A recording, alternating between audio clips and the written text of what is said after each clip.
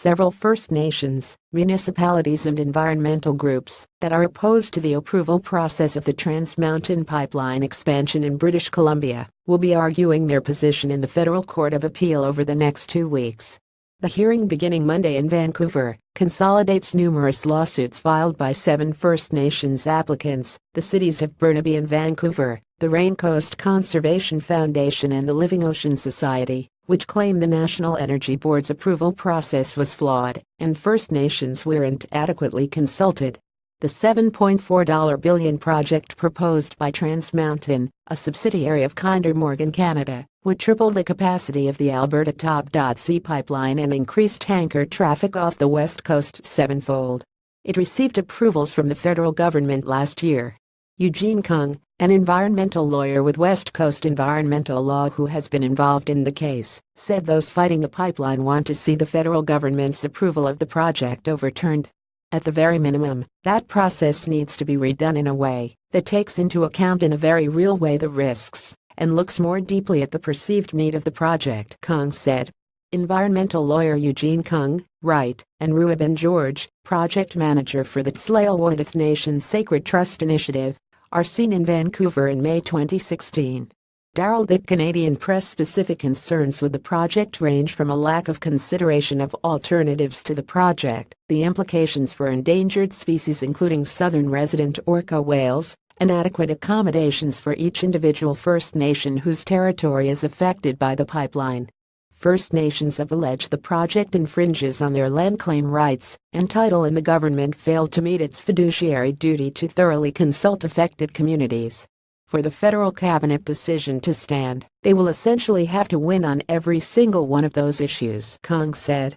Every tool in the toolbox. The Alberta and BC governments have been granted intervenor status in the case, but will not be permitted to bring new information to the hearing. The hearing has pitted the provinces against each other, with Alberta Premier Rachel Notley previously saying her government has taken measures to reduce the environmental effects of the oil and gas industry, and that it's important for the country that the project go forward. While BC's former Liberal government gave environmental certificates to the project earlier this year, the province's new NDP Premier John Horgan said during his election campaign last spring he would use every tool in the toolbox to stop the expansion. British Columbia Premier John Horgan said during his election campaign last spring he would use every tool in the toolbox to stop the pipeline expansion. Darrell Dick Canadian Press, but Kung said with the provinces unable to present new information at the hearing, it's unclear whether either party could have a significant influence on the case. Intervenors are invited dinner guests, but they're not allowed to bring any additional food to the table. They can just discuss the food that's already on the table, he said.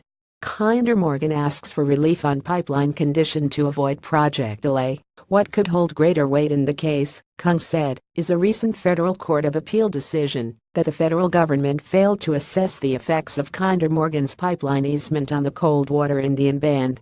The ruling issued last week regarding the existing pipeline that was agreed upon 60 years ago says the government had a continuing duty to protect the band's interests on its reserve from an exploitive bargain. Pipes are seen at the Kinder Morgan Trans Mountain facility in Edmonton in April. The $7.4 billion project would triple the capacity of the Alberta Top.C pipeline and increase tanker traffic off the west coast sevenfold. Jonathan Hayward Canadian Press. The Coldwater Band is among the applicants in the upcoming hearings against the pipeline expansion. Kung said the ruling adds additional uncertainty to the future of the project as it puts more weight on the federal government to not only consult First Nations, but also to make decisions with their interests in mind. Construction of the project was expected to begin this fall. Kinder Morgan Canada said last month that it selected or signed agreements with 6 firms that have experience in building pipelines and major infrastructure projects in both provinces.